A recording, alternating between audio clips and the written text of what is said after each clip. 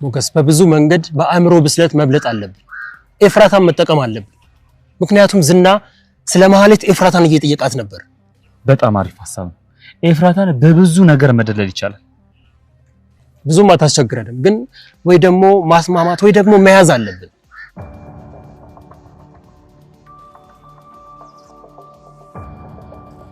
የፈጣሪ ያለ አይኑ ወይ እሷ ነው እያየሁት ያለሁት? ቆይ ተረጋጋ ሞገስ፣ ተረጋጋ። ቆይ ይቻትናኩ ቆይ ተረጋጋ። ምንሆነሃል? ዝና እኮ ሊኖር ይችላል። ትንሽ እንጠብቅ። አሁንም እየፈራን ሞገስ፣ ከፈራ በቃ ወደ ቤት ሂድ። ፍርሃቴ ከወንድሜ ይበልጥብኝ።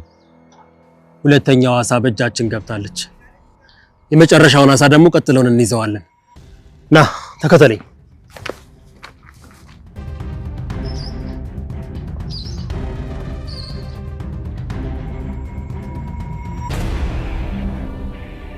ከጠፋ ጀምሮ እኛን መከተል ያቆመ ይመስለኛል። ግን በእናትህ አግቶት እንዳይ።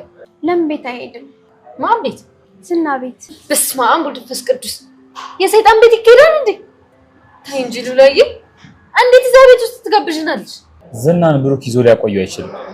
ሲጀመር ብሩክ ጠንከር ያለ ኃይል ይዞት ነው እንጂ ዝና አግቶ ያቆየው። ዝና ብዙ ተባባሪ ነው ያለው። ምንም ማድረግ ይችላል።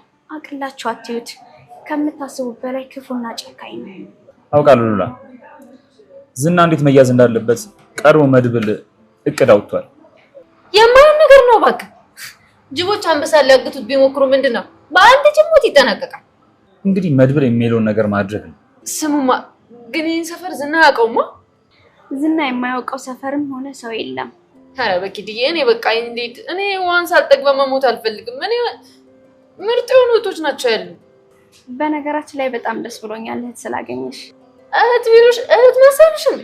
በቃ ፍቅር የሆነ ቤት ነው። እድለኛ ነሽ ዳጣ። መድብል ቴክስት አድርጎልኝ ነበረ። አንሄድም? ኧረ ኪድዬን እኔ አልሄድም። ማህሌት እኮ እንደተያዘች ናት። አልናፈቀችሽ?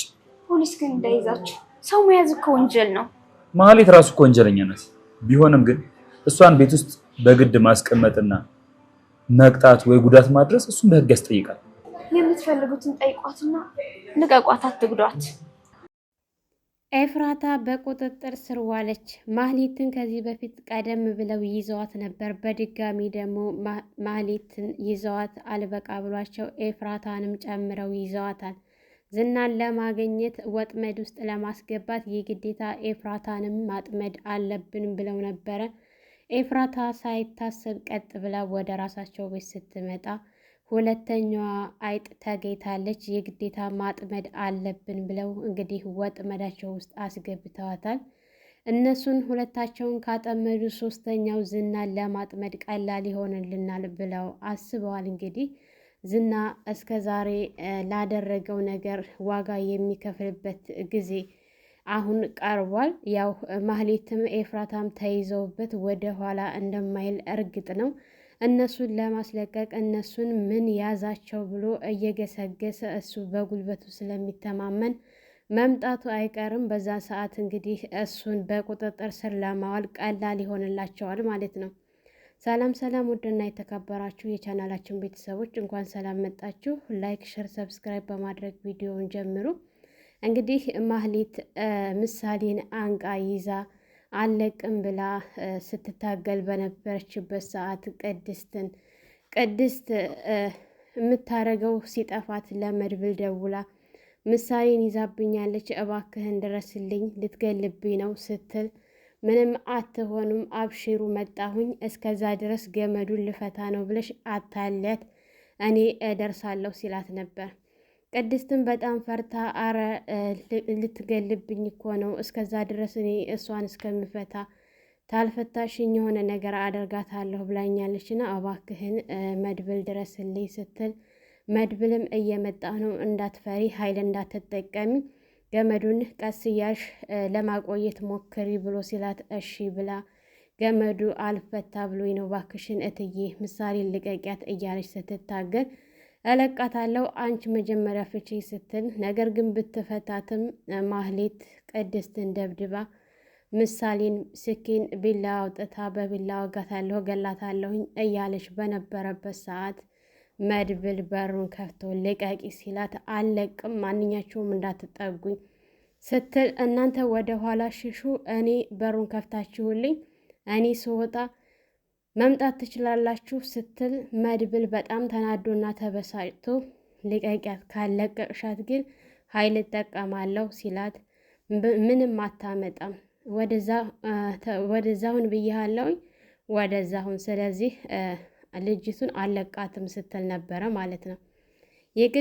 የግድ ምሳሌን ማስለቀቅ ስላለበት ያው እስከ ዛሬ ድረስ ምንም አይነት ኃይል አልተጠቀምም ነበረ። ከዚህ በኋላ ግን በምሳሌ ከመጣሽ ለማንም ብዬ አልኖርም፣ ለነሱ ብዬ ነው የምኖረው ሲል መሳሪያውን አውጥቶ ሲደቅንባት ልጅቱን እጎዳታለሁ መሳሪያውን ጣል ስትል እሱ ግን በፍጹም ከ1 እስከ 3 እቆጥርልሻለሁኝ 3 ቁጥር ከጨረስኩኝ የመጨረሻሽ ነው የሚሆነው ሲላት እሺ በማለት እንግዲህ ከ1 እስከ 3 ሲቆጥርላት ምሳሌን አውጥታ ነበር የጣለቻት ማለት ነው። ምሳሌን ከለቀቀቻት በኋላ ቅድስትና ምሳሌን አቅፎ እኔ ያለሁላችሁ ምንም አትሆኑም ደርሼላችኋለሁኝ እያላቸው በነበረበት ሰዓት ማህሌት ልታመልጥ ስትል በሩን ዘግቶባት ስለነበረ ማምለጥ አልቻለችም። እስከ ዛሬ አልደበደባትም ነበር፣ አሁን ግን በጣም ነበር የደበደባት ማለት ነው። ራሷን እስክትስት ድረስ ተደብድባ የበለጠ ታስራለች። ያለ ውሃ ያለ ምግብ አድርጓታል። ምክንያቱም ጥጋቧ አልበርድላት ስላለ የግዴታ ይሄን ማድረግ አለብኝ ብሎ ይህን አድርጓል ማለት ነው። እንግዲህ ማህሌት በገዛ እጇ ኃይሉ እንዲጠብቅባት አድርጋለች። ማህሌት ምንም አቅም የላትም። ምሳሌም ልክ እንደ እናት አታላ ነው እንጂ ልታስራት የቻለችው በፍጹም ከዚህ በኋላ እዛ ክላስ ድርሽ እንዳትል መድብል ነግሯታል ማለት ነው። ያው ቅድስትንም ተጠንቀቂ፣ ምንም አይነት ስራ ይቅር ሉሊ። እንግዲህ ኤፍራታ በተደጋጋሚ እየደወለ ዝና ስለ ማህሌት ምንም ያገኘሽው ነገር የለም እንዴ ብሎ ሲላት በፍጹም ምንም ያገኘሁት የለም ስትል መገናኘት አለብን ብሏት ሄዳ ነበረ። ልክ ከሄደች በኋላ እንዴት ነው እያለ ሲጠይቃት ምንም የማውቀው ነገር የለም፣ በእርግጠኝነት ያ መድብል ይዟት ነው የሚሆነው ስትል መድብል አልያዛትም። ምክንያቱም እሷ እዛ ቤት በሄደችበት ሰዓት መድብል ከኔ ጋር ነበረ ብሎ ሲላት አሁን እምልክሽን በቀጥታ ታደርጊያለሽ፣ መድብል ጋር ሄደሽ እዛ ብሩክ ቤት የነበረበት ቤት ሄደሽ ጠይቂልኝ፣ መኖርና ለመኖሯን አንቺ ሄደሽ ማረጋገጥ አለብሽ ብሎ ሲላት ቆይ ከኔ አንተ አትሻልም እንዴ አንተ አትሄድም ስትለው እኔ አልሄድም ነግሬሻለሁ፣ አንቺ ሂጂ ብዬሻለሁ ሲላት እሷ ደግሞ አንተ የፈራኸውን እኔ እንዴት አልፈራ፣ እኔ ፈራለሁ፣ እዛ ቤት አልሄድም ስትል ወደሽ ሳይሆን በግድሽ ትሄጃለሽ፣ እኔ አዝዥሻለሁ፣ አንቺ ይሄን አላደርግም ይሄን አልሰራም ብለሽ ማለት አትችይም ብሎ ሲላት በጣም በመፍራትና በመንቀጥቀጥ ከእኔን ነው የምትፈሪው ወይስ ከእኔና ከመድብል ብሎ ምርጫ ሰጥቷት ነበረ ማለት ነው። ምርጫ ከሰጣት በኋላ አማራጭ ስላልነበር ምክንያቱም አልሄድም ካልሽ ምን እንደማደርግብሽ ጠንቀቀሽ ታውቂያለሽ፣ ስለዚህ የግዴታ ትሄጃለሽ ብሎ ሲላት እዛ ቤት ሄደሽ ያለውን ነገር አጣርተሽ ትመጫለሽ ብሎ ሲላት ነበረ። እሺ ብላ ጉዞ በጀመረችበት ሰዓት ያው ሞገስ ከሉላ ጋር ወጣ ብለው አየር እየተቀበሉ ደስ በሚል ሁኔታ እየተዝናኑ ዳጣን ጣታዋት። ዳጣ ወደ እነሱ ጋር ሄዳ እነሱን ስታገኛቸው አምሮብሻል አምሮብሻል ሲባባሉ ነበረ ማለት ነው። ሉላም በጣም አምሮብሻል ስትላት ምን እኔ ያምርብኛል አንቺ ነሽ እንጂ በጣም ያማረብሽ ስትላት እንዴ ከኔማ አንቺ ነሽ ያማረብሽ የበለጠ እያለቻት ነበረ ማለት ነው። እንግዲህ የራሳቸው እየተሞጋገሱ ባለበት ሰዓት ቆይ ማህሌት ምን አለቻችሁ ስለ ብሩክ ምን አዲስ ነገረቻችሁ ስትል ምንም አልነገረችንም፣ ያው የምትናገረው ነገር ሁሉ የሚጠቁመው ወደ ዝና ነው፣ ነገሮችን ሁሉ የዝና እጅ እንዳለበት ነው የሚያጠቁመው፣ እሷ ምንም የምታውቀው ነገር የለም ብሎ ሲላት ነበር። የግዴታ ግን ዝናን ለማግኘት ሉላን ለማቆየት ያኔ ማህሌትን ማቆየት አለብን። ማህሌትን አሁን ደግሞ ዝናን ለማጥመድ በድጋሚ ኤፍራታን ይዘናት ማገት አለብን ብሎ ሲያት ማገት እኮ ወንጀል ነው፣ ስለዚህ የሆነ ነገር እንዳትሰሩ ተጠንቀቁ ስትላቸው እኛ ምንም አይነት ጉዳት አንደርስባቸውም ይዘን ነገሮችን እያጣራ ነው እንጂ ምናምን ብሎ ሲላት ነበረ ማለት ነው። እንግዲህ ከእነሱ ጋር ጊዜ ካሳለፈ በኋላ ሞገስ ሉላንም ወደ ቤቷ አስገብቶ ዳጣንም ወደ እነ ብሩክ ቤት ወስደዋት። ምክንያቱም ሰው ያስፈልጋቸዋል፣ ምሳሌና ቅድስት ማለት ነው።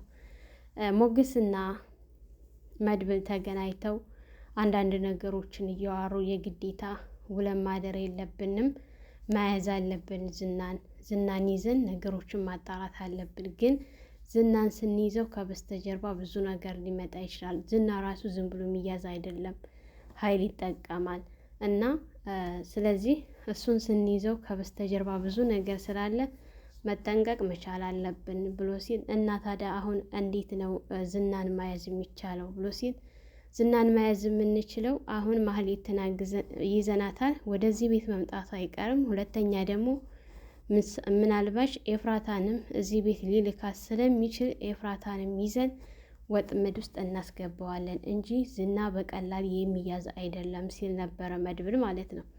ግን ምንም ይሁን ምንም የግዴታ ለወንድሜ መድረስ ያለብኝ እሱን ይዤ ነው እያለ በነበረበት ሰዓት ያው ቢፈራም ሞገስ ከወንድሜ ይበልጥብኝም ፍርሃቴ እያለ ነበረ ማለት ነው። መድብል ግን በጣም ፈርተሃል አንተ ምንም የምታዋጣኝ አይደለህም ሲለው ነበረ ማለት ነው። ግድ የለህም ከወንድሜ አይበልጥብኝም እችላለሁ፣ ሁሉን የምታገሳለሁኝ እያለ ይገኛል። እውነት አሁን እንደው ለወንድሙ ብሎ ነገሮችን ያሳልፋል የሚለውን አብረን የምናይ ይሆናል። እንግዲህ ኤፍራታ ወደ እነ ብሩክ ቤት ተልኳዋን ለመፈጸም እየመጣች ባለችበት ሰዓት እሷን እንዴት ነው የምናገኛት፣ እንዴት ነው የምናጠምዳት እየተባባሉ በነበረበት ሰዓት መድብልና ሞገስ ኤፍራታ እንዳጋጣሚ ስታልፍ ሲያየት ሞገስ በጣም ተረብሾ ቆይ ኤፍራታ ናት ወይስ አይኔ ነው ምናምን ሲል አይንህ አይደለም ኤፍራታ ናት፣ ግን ደግሞ ተረጋጋ፣ እንደዚህ አትሁን፣ ከኋላዋ ዝና ሊኖር ይችላል፣ ቆይ ትንሽ ትሄድና እንከተላታለን እያሉ ነበረ ማለት ነው። እንግዲህ እሷ እየሄደች በነበረችበት ሰዓት ሲከታተላቸው በነበረበት ሰዓት ማንም ከኋላዋ የለም። ወደ ቤት ቀጥ ብላ ስትሄድ እነሱም ከኋላ ሲከታተሏት ነበረ። ቅድስትም እንግዲህ ለማህሌት ጨዋ አድርገን እንስጣት ስትላት ምሳሌን ውሃ ይጠማታል እኮ እያለች ስታዝንላት ነበረ ማለት ነው። ህፃኗ ልጅ ትሻላለች ከማህሌት። ማህሌት ብዙ ነገሮችን አጣለች፣ ብዙ ነገር እያጣች ነው። ብዙ ነገሯ በቃ ከብሩክ ቤት ከወጣች ብስቁልቁላ ወጥቷል። ግን ምንም አልተማረችም እስከ ዛሬ በህይወቷ ማለት ነው። ሰው እኮ ብዙ ነገር ሲደርስበት እየተማረ ይሄዳል፣ ያኔ ወደ ራሱ እየተመለሰ። እሷ ግን ምንም አልተመለሰችም እስከ ዛሬ ድረስ እንደዛው ናት ማለት ነው። ምንም ለውጥ የላትም እና በጣም ነው የሚገርመው። ከእሷ ምሳሌ ትሻላለች ማለት ነው። ህፃኗ ልጅ ምሳሌ ታስባለች ከእሷ። እሷ ግን ምንም በቃ ያው ናት። ምንድን ነው የሚባል የሆነ ተረት ነበረ ማለት ነው። ቢወቅጡትም ቦጭ እንደሚለው ውሃ ቢወቅጡትም ቦጭ እንደሚለው ማህሌት ማለት እንደዛ ናት ማለት ነው። እንግዲህ መድብል እና ሞገስ ያሰቡት ነገር በቀጥታ እየተሳካላቸው ነው። ከአሁን በፊትም ማህሌት ስትፈለግ ቀጥ ብላ ነበር ወደ ቤት የመጣችው። አሁንም ደግሞ እንደዚሁ ኤፍራታ ሁለተኛው አጋጣሚ በጣም ጥሩ አጋጣሚ የሆነላቸው ወደ ራሳቸው ቤት ቀጥ እያሉ ነው እየመጡ እየታገቱ ያሉት ማለት ነው። አሁን እንግዲህ ኤፍራታ ስትታገት ማህሌት እዚህ መሆኗ ስታውቅ ምን እንደሚፈጠር አስባቸውታል። ሁለታቸውም እዚህ ሲገናኙ እስከ ዛሬ ጠፍተው ተጠፋፍተው ነበር። አሁን እንግዲህ እዚህ ሲገናኙ ሁለታቸውም አንድ ቤት በአንድ ክላስ ሲታገቱ፣ ያው ኤፍራታ በጣም ፈሪ ናት። ያለ የሌለውን በአንድ ጊዜ ዝግዝግ ነው የምታደርገው ማለት ነው። እንግዲህ መድብልም የኔ ጥቁር አዝሙድ ምናምን እያለ እስከ ዛሬ ድረስ ልቧን እየጠባት ነበረ። አሁን ደግሞ ለምን እንደፈለጋት በእርግጠኝነት ይገባታል ማለት ነው። ለምን እንደነበረ ሲፈልጋት የነበረው አሁን ይገባታል። ሞገስም ለአንዴና ለመጨረሻ እኔም ሰላም አገኛለሁ እረፍት እናገኛለንና የግዴታ ዝናን መታገል አለብን ብለው ነበረ። እንግዲህ ዝናን የሚያስወግዱበት ጊዜ እየደረሰ ነው። ሰላም ሰላም! ውድና የተከበራችሁ የቻናላችን ቤተሰቦች እንኳን ሰላም መጣችሁ። ለዚህ ዩቱብ ቻናል አዲስ ሲሆናችሁ ላይክ፣ ሸር፣ ሰብስክራይብ በማድረግ ቤተሰብ እንድትሆኑ እያልኩኝ ለዛሬ ነበረን ይሄን ይመስል ነበረ። ለልጅ ሙቤ አዲስ የሆናችሁ ሰብስክራይብ እንዲሁም የደወል ምልክቱን በማጥቆር ቤተሰብ ሁኑ። መልካም ቆይታ ይሆንላችሁ። በያላችሁበት ፈጣሪ ይጠብቃችሁ፣ ሀገራችንን ሰላም ያድርግልን። ዞሮ መግቢያችን መመለሻችን ነውና ወጥቶ ከመቅረት ፈጣሪ ይጠብቀን እያልኩ ሰነበታችኋለሁ። መልካም ጊዜ ይሆንላችሁ።